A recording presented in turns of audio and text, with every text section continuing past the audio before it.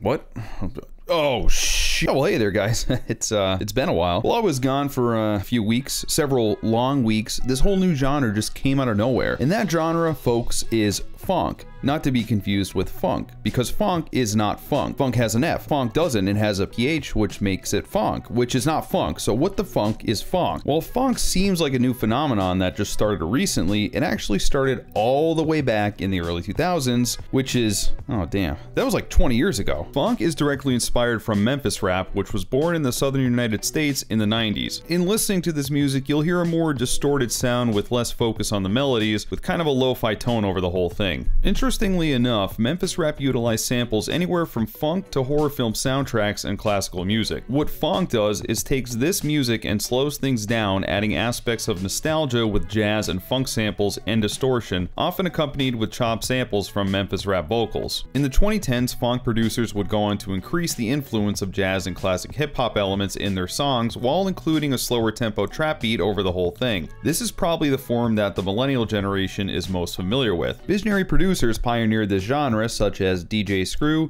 DJ Spanish Fly, DJ Squeaky, and X-Rated. What's interesting about the naming though is that funk wasn't popularized until this guy came around, Space Ghost Perp, who had released tracks with the funk nomenclature such as Feel the Funk, Bringin' the Funk, and because people just couldn't get enough of it, Keep Bringin' the Funk. Space Ghost Perp said that the reason for this naming was because he used funk as a slang term for funk, which is reference to the G-funk music genre. And now we are about 10 subgenres deep, folks. And when you're this deep in musical subgenres, you just know that you'll find this stuff all over everyone's favorite music platform, SoundCloud. Funk producers were able to build large followings for themselves with their music on SoundCloud, further popularizing the genre. We can take a look at one notable producer, DJ Young Vamp, who has tons of listens on his SoundCloud for his funk songs, spanning as far back as 6 years and still growing to this day. I'm talking millions of listens on his SoundCloud alone. All of these songs are stylized with Simpsons stills, seemingly being inspired from the usage of The Simpsons in subgenres like chillwave or vaporwave. Early funk was further popularized by YouTuber Ryan Celsius, who posted long mashups with funk playing over video clips of driving on highways. Despite the intense loud trap beats and 808s, a staple of this music, the feeling that you get from these videos and songs is somewhat calming, surreal even. It gives new life to some old samples that these songs contain and almost makes you feel some kind of nostalgia for early rap days even if you never lived through these times. The funk video that you're seeing right now on your screen was uploaded in 2017 by Ryan Celsius and has over 7 million views, just to understand how popular this subgenre of music really is. Now if you listen to this video, this is the funk that I remember before I even knew it was called that. But in the late 2010s, funk would experience a big change.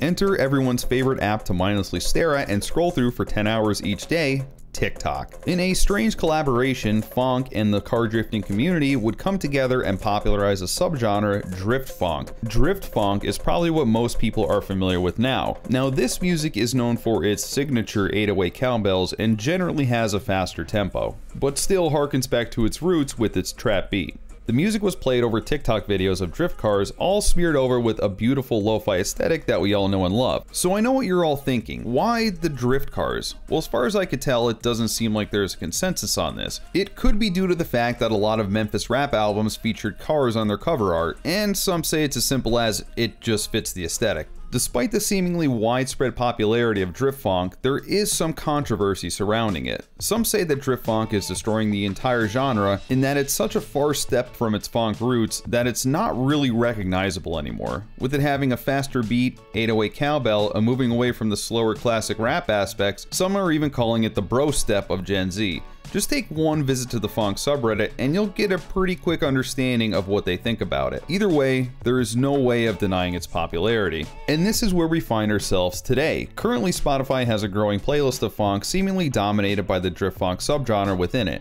This playlist alone has grown to 2.3 million monthly listeners, and according to one article, it's grown its listener base by 30% in just the last month. This is huge for a once underground subgenre started all the way back 2 decades ago, and I think there are some reasons for this that we can relate back to our favorite subgenre, lo-fi. While Phonk does use some lo-fi elements and might be close to the same wheelhouse, it overall takes its roots from trap music. The main reason I think it's so large now though is because of the vast amount of Phonk songs that are available, just like the vast amount of lo-fi songs we have. The reason for this abundance of songs, at least in my opinion, comes down to the ease of making them. Not saying it's easy to make a banger Phonk song, but overall it seems easy to produce. This allows all of us bedroom producers to pump this stuff out by the hour, and already there are countless tutorials on how to do this. I feel that anytime you have a subgenre that's easily accessible for both new and experienced producers, you'll find no shortage of quality content for your ears. And this is a good thing. It helps both the audience get content to listen to, and for the producers who might just be booting up FL Studio for the first time, to dive in and produce a song that's decent and they can be proud of. To add to that, Phonk is just fun to listen to, whether it be the slower chill versions like we had on Ryan Celsius's video,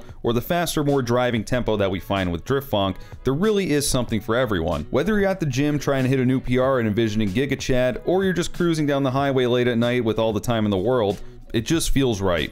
As for me, maybe I'll explore this subgenre, maybe I'll make some stuff and share a tutorial or two with you guys because, hey, I might not be a Gen Z guy and I'm old as balls, but I enjoy this music, and as a beginner producer, I could probably produce a decent Phonk song. Regardless of what I think though, Phonk is here to stay and will only get bigger as time goes on. I hope you enjoyed today's video, guys, and I'll see you in the next one.